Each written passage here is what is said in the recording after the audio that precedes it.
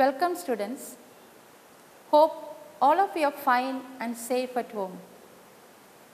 We are all aware that the present situation does not permit us to have our regular classes in the school.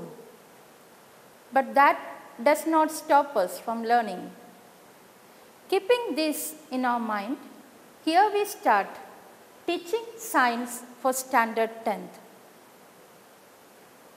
Students, we will begin with a chapter 1, Chemical Reactions and Equations. You are familiar with the chemical change and physical change. You have learned this in the last year. I hope you remember that. If not, let's recall it. What is a physical change? A physical change is a temporary change. The change is reversible, and during that change, there is no formation of a new substance. For example, melting of ice. When ice melts, it changes into water. But water, when it is frozen, it is back to ice again. Reversible. The same with the dissolving sodium chloride in water. You can get back the salt by the process of evaporation. Let's look in the chemical change. Chemical change is a permanent change. A new substance is formed in a chemical change. For example, burning of candle produces carbon dioxide. Here, carbon dioxide is a new substance. Next example, rusting of iron. You know, when iron is rusted, it combines with the oxygen in air and form iron oxide. It's something new. So, rusting of iron is also an example of chemical change. Now, let me tell you students, chemical change is nothing but a chemical reaction. In the language of science, chemical reaction is a process which transforms one or more substance into a new substance with a new properties. So, chemical reaction is a process which transforms one or more substance into a new substance with a new properties. And as I told you before, chemical reactions are associated with a chemical change. To understand more about a chemical reaction, we will do one activity. Let us burn magnesium ribbon. I have taken a piece of magnesium ribbon. Let me clean it with a sandpaper. I am doing this so that I am removing the layer of oxide from its surface, and I am exposing the pure metal. So, let us burn this magnesium ribbon now.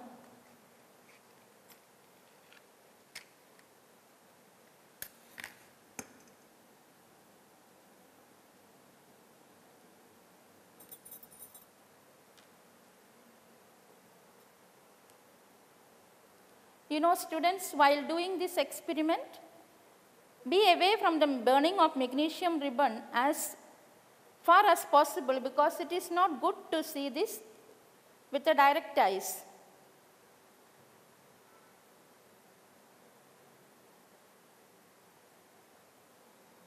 Here the magnesium ribbon is burnt, and you got, while it was burning, it burns with a bright white flame, and you got a white powder in the watch glass. This white powder is nothing but magnesium oxide. Now, can you get back the magnesium ribbon now? No. You got a new substance, that is magnesium oxide. So, from this activity, you have understood that chemical reaction is a permanent change, and in every chemical reaction, a new substance is formed. So, From this activity, we have learned that magnesium reacts with oxygen present in air to form magnesium oxide and a chemical reaction has occurred. So, let us sum up. What is a chemical reaction? Chemical reactions are the processes in which new substances with the new properties are formed. See students, this is the first concept you are learning in this lesson. What is a chemical reaction? Chemical reactions are the processes in which new substances with the new properties are formed. Let's go further. Now we know what is a chemical reaction. But how are we to know that whether the chemical reactions has taken place? Of course, there are some observations which will help us to know whether the chemical reactions has taken place. Now, these observations are, during the chemical reaction there may be a change of state from solid to liquid, liquid to gas. Again, there can be a change of color. In a chemical reaction, there may be a change of color. Next, during the chemical reaction, there may be evolution of gas. For example, when zinc reacts with sulfuric acid, hydrogen gas is evolved.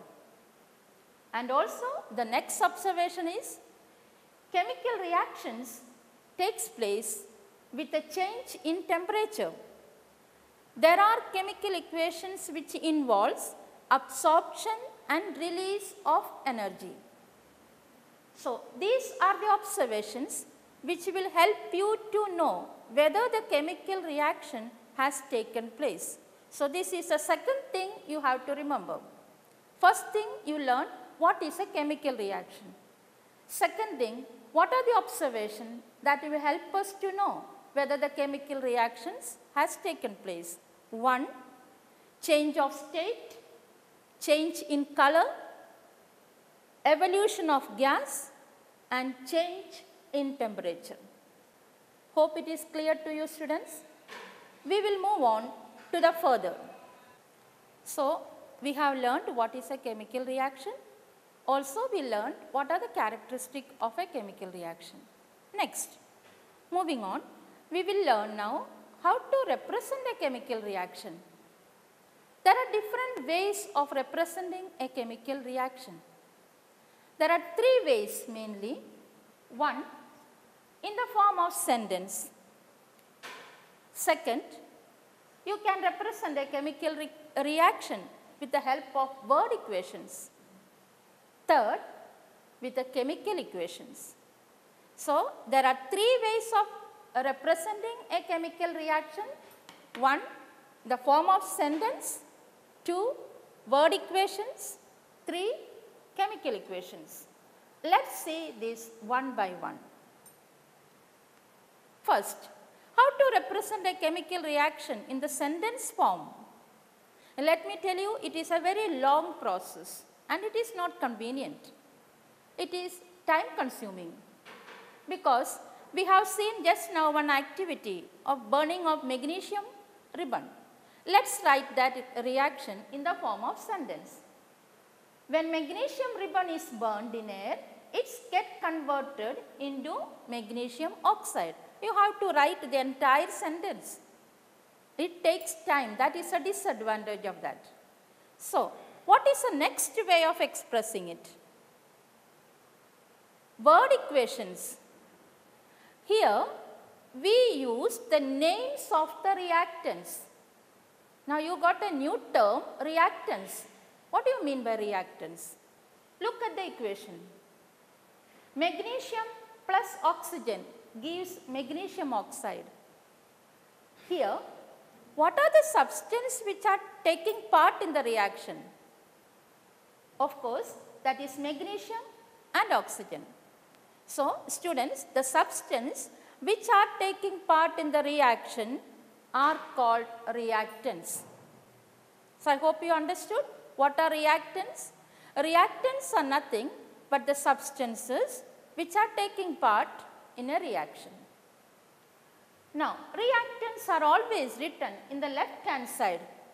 As you can see here, the left hand side the reactants are written, whereas the products, now what are products? The products are the substances which are formed after the chemical reaction. That means the new substance which are produced after the chemical reaction are called products. Here there is only one product, that is magnesium oxide, and the products are written in the right hand side. So, I hope you understood the difference between reactants and products. Reactants are the substance which are taking part in the chemical reaction. Products are the new substance which are formed after the reaction. Reactants are written in the left hand side, products are written in the right hand side. Now, if there are more than one reactant, we can separate it by using the plus sign. Here magnesium plus oxygen it is written. The same with the product. If there are more than one product, you can use a plus sign. Here only one product is there.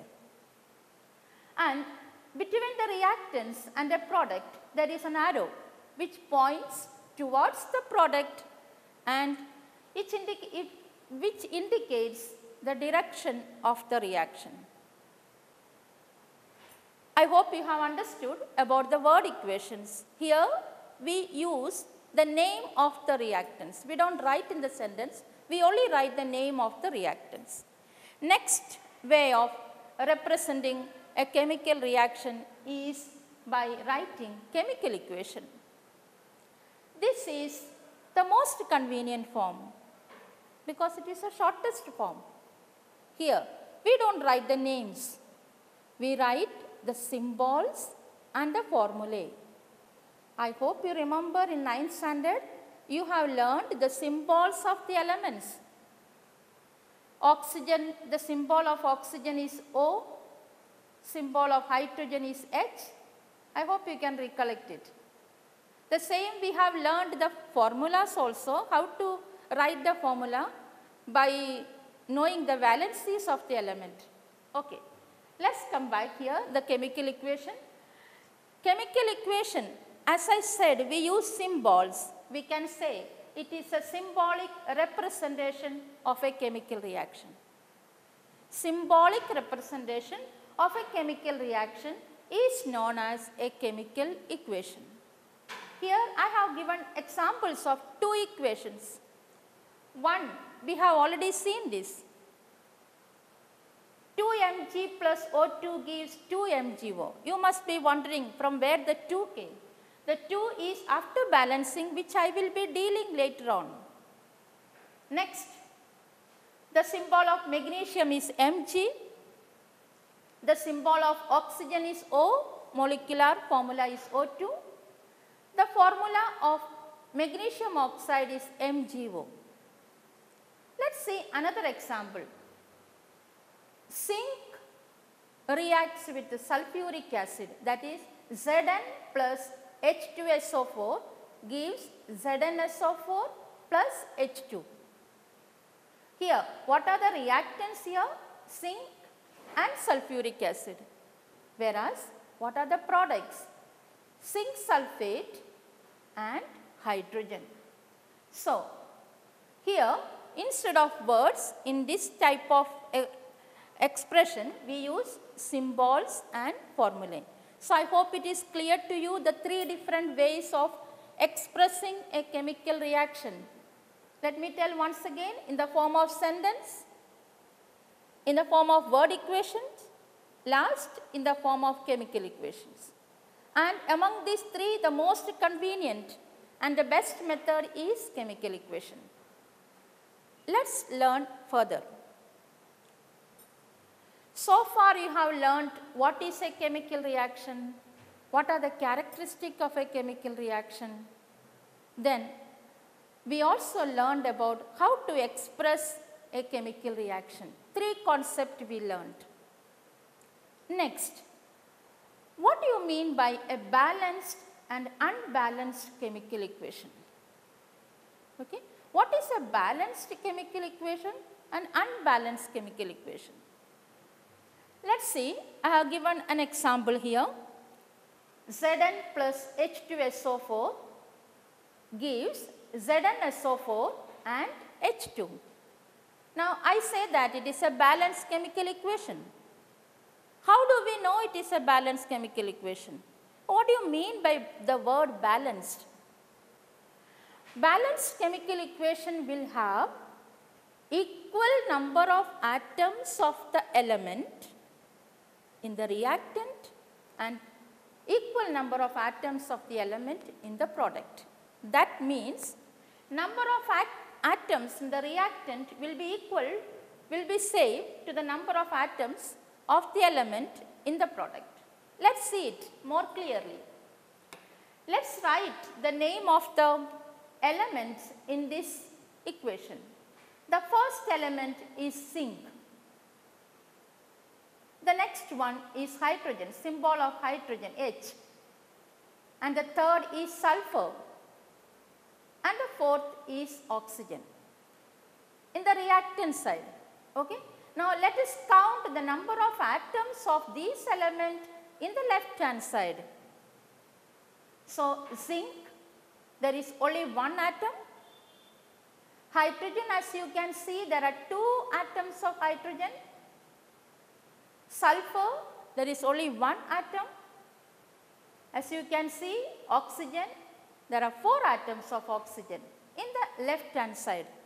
Let us see whether it is same in the right hand side. That is the products. Zinc, only one. Sulfur, hydrogen, there are 2 hydrogen. The left hand side also 2.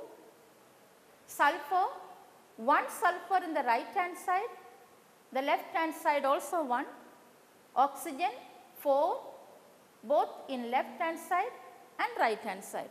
So, here you can see every atom of the element is balanced. It is same both in the case of reactant and in the case of product. So, that is the reason we say this equation is a balanced chemical equation. At the same time, let us look at the next equation.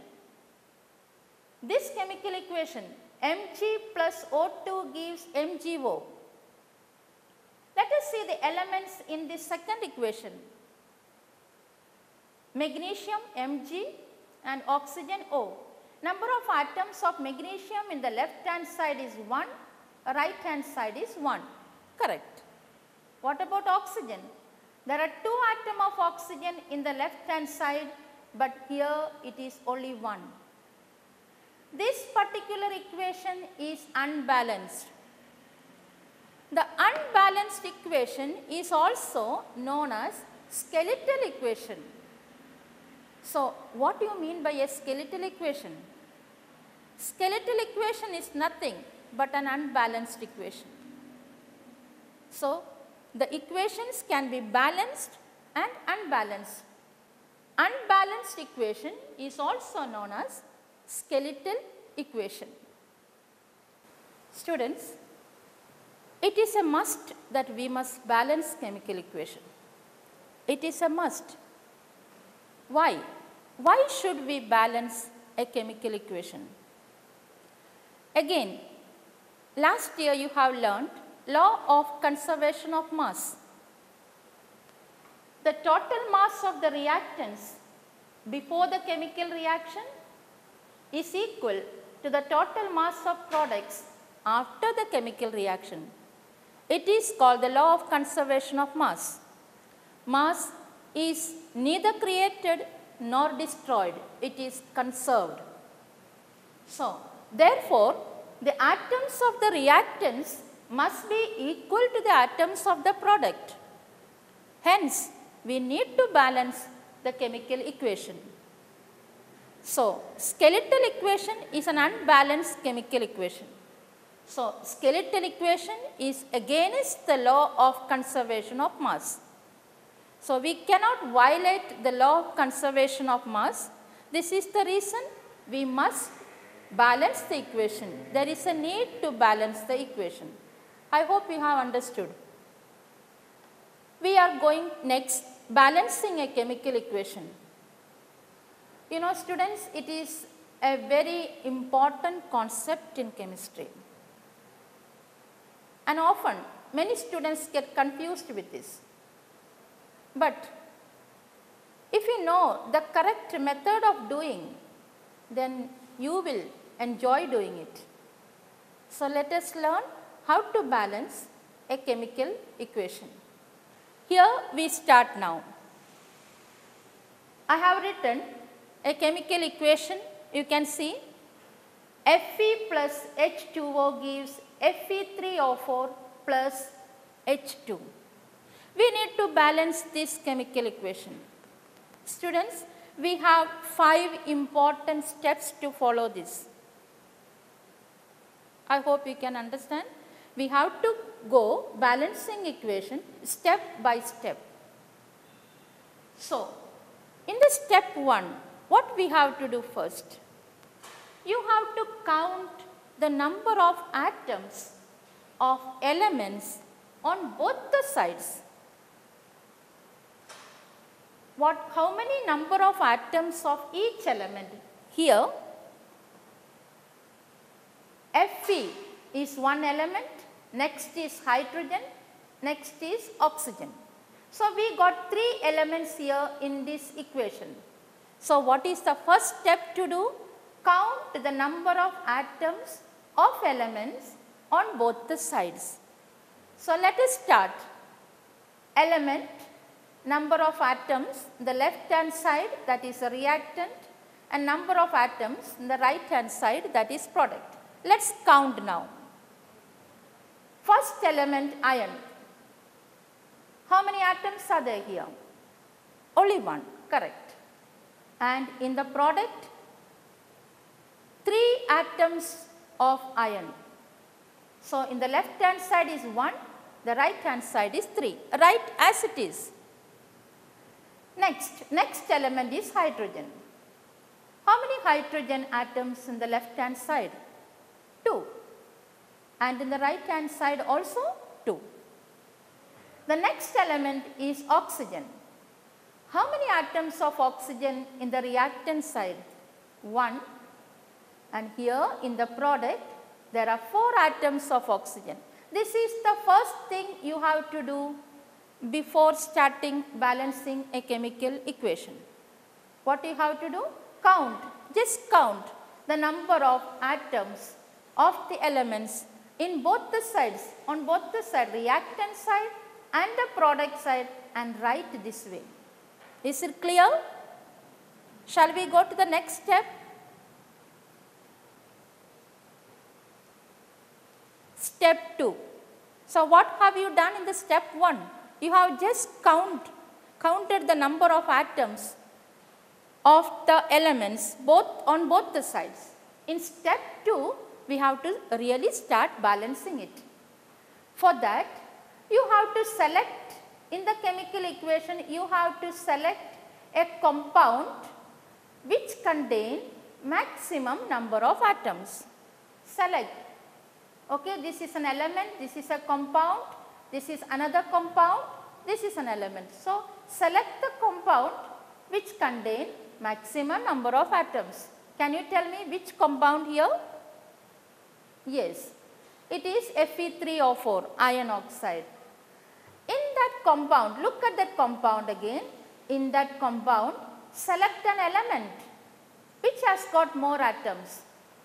So, iron has got 3, oxygen has got 4.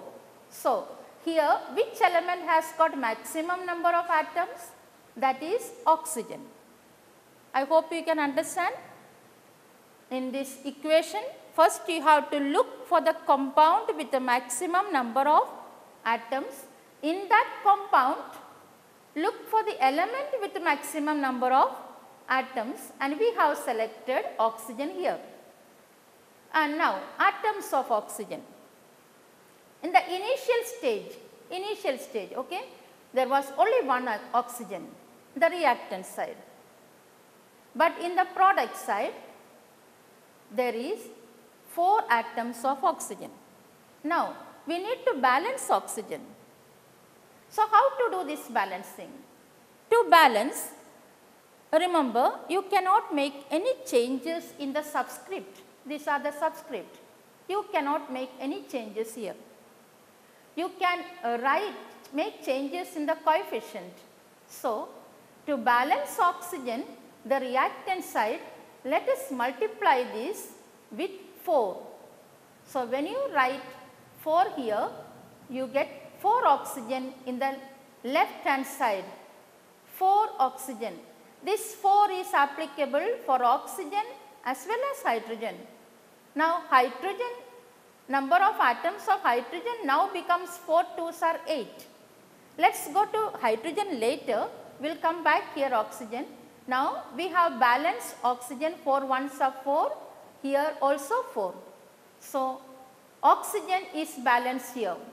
Now, it is a partially balanced equation, not fully. We have balanced only oxygen. So, the equations looks like this.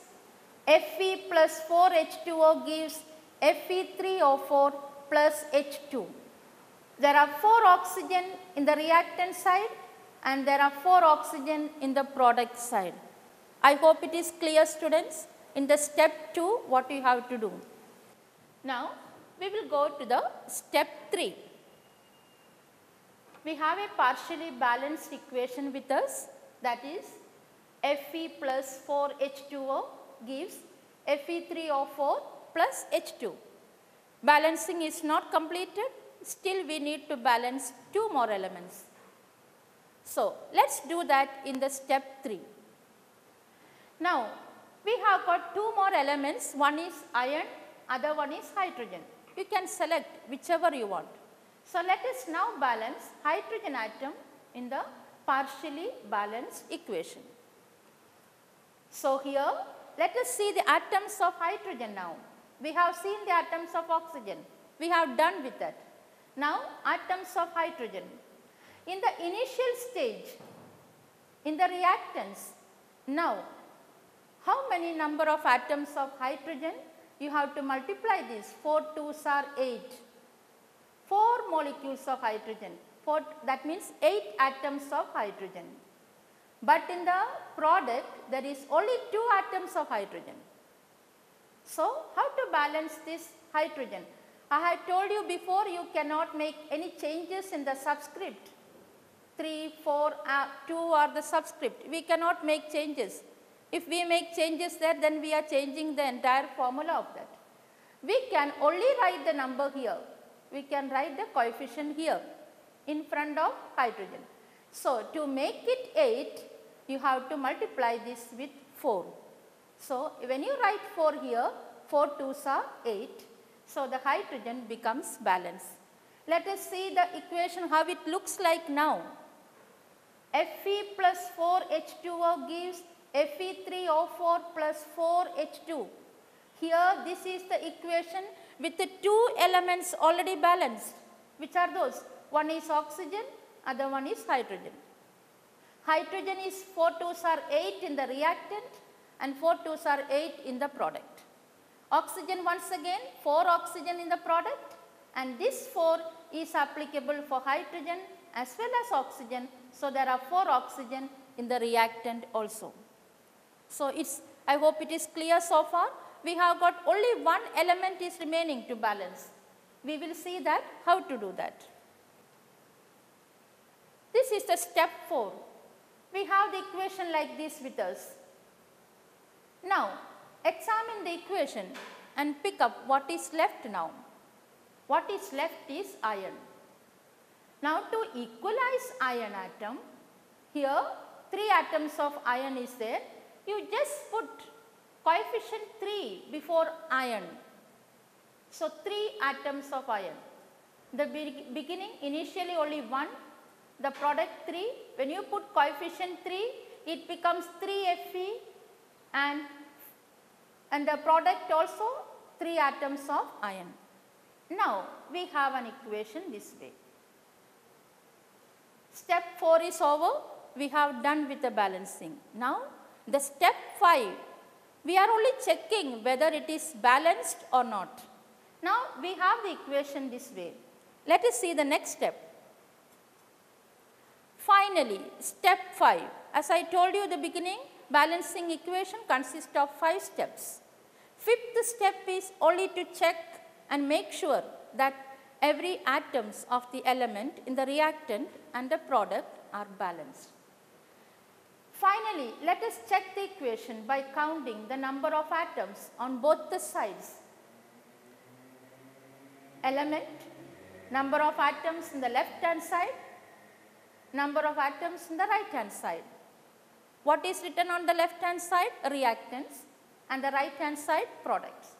Let us start from iron. Iron, there are 3 iron atoms here and 3 iron atoms in the product. It is balanced. Next, hydrogen. How to count hydrogen atom? 4 2s are 8. 8 hydrogen atoms. 8 hydrogen atom in the reactant, and here in the same way 8 hydrogen atom in the product. Next, what is left now is oxygen. 4 oxygen, this 2 is only for hydrogen, okay students, it is not for oxygen. This 4 is for hydrogen as well as oxygen. So here 4 oxygen in the reactant, and here of course 4 atom of oxygen in the product side. So all 3 elements, iron, hydrogen, oxygen, are balanced before the reaction and after the reaction. Thus we can say the equation is balanced. I hope you have understood step by step.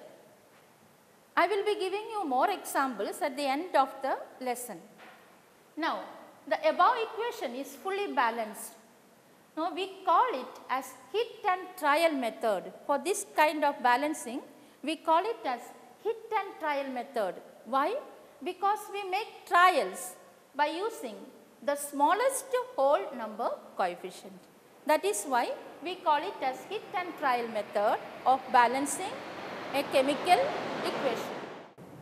Next, we have balanced a chemical equation. Still, if we want to give more information about the chemical equation, we can still give more information by writing the states of matter. For example, the physical state of a reactant and a product also can be written. So, to make the chemical equation more informative, the physical state of reactant and product can be written along with the formula and symbols. For example, if you want to write solid, solids can be just denoted by S.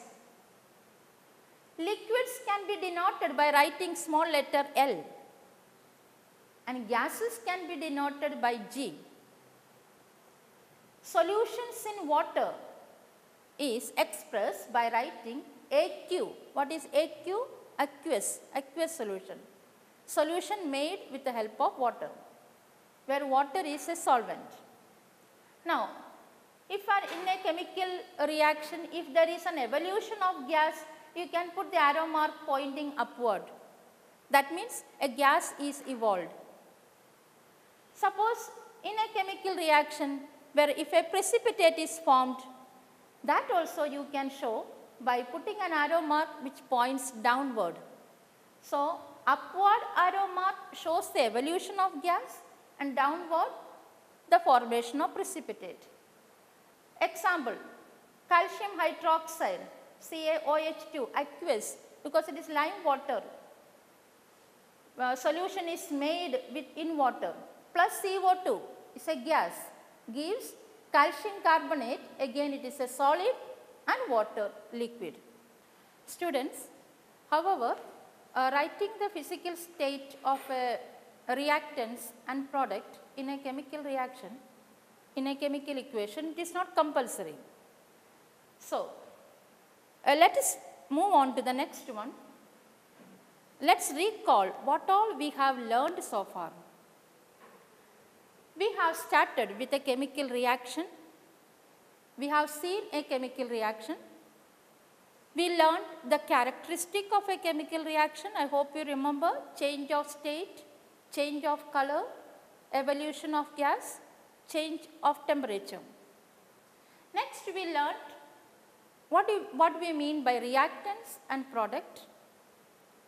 Then we learned also about how to write a chemical reaction in 3 forms, in the sentence form, in the form of word equation and chemical equations. We also learned what do we mean by skeletal equation and what is a balanced equation. The next we learned how to balance a chemical equation. And the last we learned what are the common representation in an equation, whether the physical state of a reactant also can be mentioned. For example, solids can be denoted by S, liquids L, gas with a G. All these are the different common representation in an equation. I hope you have understood this session. Thank you, students.